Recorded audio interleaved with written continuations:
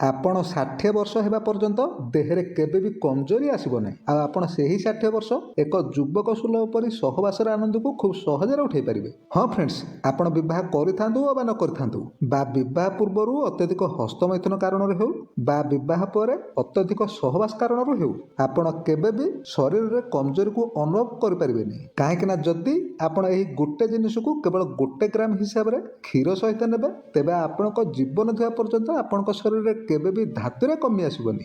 ଆପଣ ଯେତେବେଳେ ବି ନିଜ ପତ୍ନୀ ସହିତ ସହବାସ କରିବା ପାଇଁ ଯାଉଛନ୍ତି, ଆଉ ପତ୍ନୀ ସହିତ ସହବାସ କରିସାରିବା ପରେ ହିଁ ଏ ଜିନିଷକୁ ଆପଣ ନେବେ। ମନେ ରଖ ଯେ ଏ ଜିନିଷ ଆପଣ କେବଳ ସହବାସ କରିସାରିବା ପରେ ହିଁ ନେବେ, ନା କି ଆପଣ ଏ ଜିନିଷକୁ ସହବାସ ପୂର୍ବରୁ ହିଁ ନେବେ।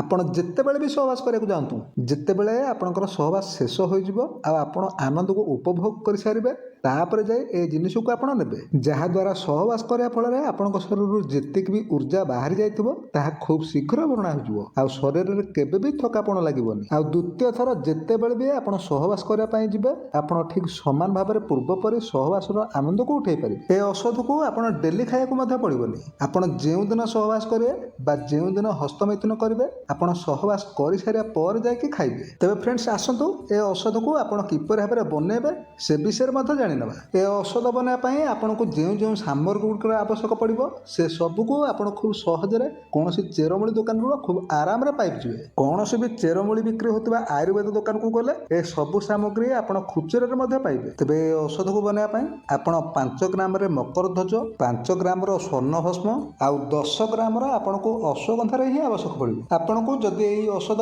ଅଧିକ ଆବଶ୍ୟକତା ହୋଇଥାଏ, ତେବେ ଆପଣ ଠିକ୍ ଏହି ଅନୁପାତରେ ହିଁ ଅଧିକ ସାମଗ୍ରୀକୁ ଆଣିବେ। ଆଉ ଯଦି ଅଶ୍ୱଗନ୍ଧା ଆପଣଙ୍କୁ ପାଉଡର ଆକାରରେ ନ ମିଳେ, ତେବେ ଆପଣ ଅଶ୍ୱଗନ୍ଧା ଚେରକୁ ଆଣିବା ପରେ ତାକୁ ଖୁବ୍ ଭଲ ଭାବରେ କୁଟି ସେ ସବୁକୁ ସମାନ ଭାବରେ ଏକାଠି କରିନିଅନ୍ତୁ। ଆଉ ତାକୁ ଆପଣ ଗୋଟେ ସଫା ଡବା ହେଉ କିମ୍ବା ସଫା କାଚ ବୋତଲରେ ଭରି ରଖନ୍ତୁ। ଆଉ ତାପରେ ଆପଣ ଯେତେବେଳେ ବି ସହବାସ କରନ୍ତୁ ନା କାହିଁକି, ଆପଣ ସହବାସ କରିସାରିବା ପରେ ଏହି ଆୟୁର୍ବେଦିକ ଗୁଣ୍ଡକୁ ଆପଣ ଅଧ ଛୋଟ ଚାମଚ ହେଉ କିମ୍ବା ମାପରେ ଆପଣ 1 ଗ୍ରାମର ଗୁଣ୍ଡକୁ ନେଇ ତାକୁ ଉଷୁମ କ୍ଷୀରରେ ପକାଇକି ପିଅନ୍ତୁ। ଆଉ ତାପରେ ଆପଣ ଦେଖିବେ ସକାଳ ହେବା ପର୍ଯ୍ୟନ୍ତ ଆପଣଙ୍କ ଶରୀରରେ ଆଉ କୌଣସି ବି ଥକାପଣ ରହିନଥିବ, ଆଉ ସବୁ କମଜୋରି ଖୁବ୍ ଶୀଘ୍ର ଦୂର ହୋଇଯିବ। ଦେଖିବେ ଆପଣଙ୍କ ଶରୀରରେ ଯେତିକି ବି ଉର୍ଜା ଖର୍ଚ୍ଚ ହୋଇଥିବ, ସେ ସବୁ ଉର୍ଜା ଆପଣଙ୍କ ଶରୀରରେ ପୁନର୍ବାର ସଂଗଠିତ ହେବାକୁ ଲାଗିବ। ତେବେ ଫ୍ରେଣ୍ଡସ୍, ଏ ଭିଡ଼ିଓ ଆପଣଙ୍କୁ କିପରି ଲାଗିଲା ତାହା ଆମକୁ କମେଣ୍ଟ ମାଧ୍ୟମରେ ନିଶ୍ଚୟ ଲେଖିକି ଜଣାନ୍ତୁ। ଆଉ ଏଇଭଳି ଆୟୁର୍ବେଦିକ ଉପାୟ ଗୁଡ଼ିକ ବିଷୟରେ ଜାଣିବାକୁ ଚାହୁଁଥିଲେ ଆମ ଚ୍ୟାନେଲକୁ ସବସ୍କ୍ରାଇବ୍ ମଧ୍ୟ କରିଦିଅନ୍ତୁ।